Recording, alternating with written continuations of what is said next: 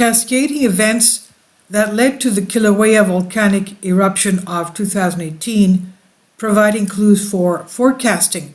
And I'll also include a USGS video for you to enjoy concerning this. This is from University of Hawaii, Mauna Loa, and then we'll go into the article, how they provide clues for forecasting the cascading events leading up to the eruption.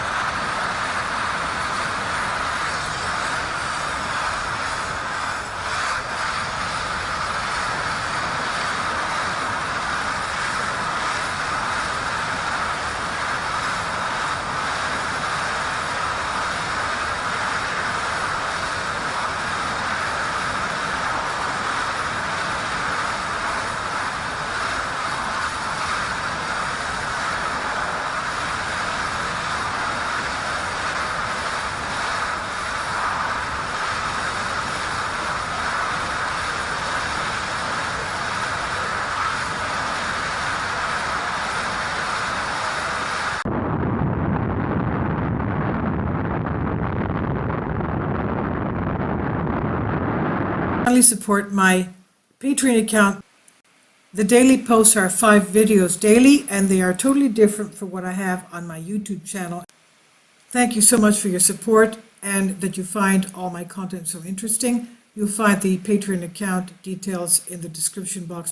And we also had the images of the lava rivers flowing at a huge speed of 16 miles an hour. Now, the 2018 eruption of Kilauea volcano, and Kilauea is erupting now, as we know, the crater of Huma Huma is filling up. The 2018 eruption was one of the largest volcanic events in Hawaii in 200 years.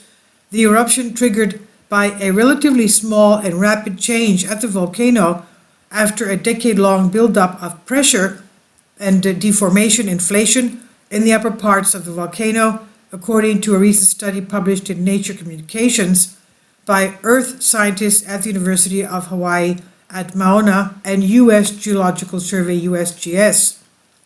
And this is a recent study. Now, the U.S. using USGS Hawaiian Volcano Observatory HVO data from before and during the 2018 eruption at the summit and flank, the research team reconstructed the geological events. The data, they said, suggests that a backup in the magma plumbing system at the long-lived Pu'o'o eruption site caused widespread pressurization in the volcano, driving magma into the lower flank. This is what Matthew Patrick, research geologist at USGS HVO and lead author of the study, said. The eruption evolved and its impact expanded as a sequence of cascading events allowed relatively minor changes at Pu'o'o crater to cause major destruction and historic changes across the volcano. A cascading series of events of this type was not considered the most likely outcome in the weeks prior to the onset of the eruption. He said this form of tunnel vision, which gives less attention to the least likely outcomes, is a bias that can be overcome by considering the broader, longer history of the volcano. This is according to Bruce Houghton, Hawaii State volcanologist, earth science professor at the UH Mona School of Ocean and Earth Science and Technology. He's study co-author. He said for Kilauea, this consists of widening the scope to consider the types of behavior seen in the first half of the 20th century and perhaps earlier.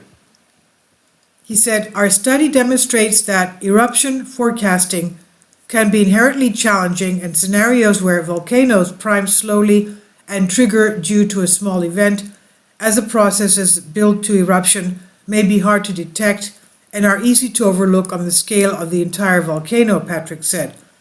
It's also a cautionary tale against over-reliance on recent activity as a guide to future eruptions.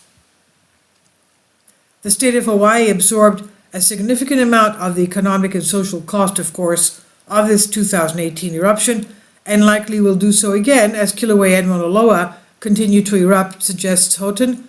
Studies like this, which probe the more subtle influences of the behavior of these volcanoes, are targeted at reducing the cost, human and physical, of the next eruption.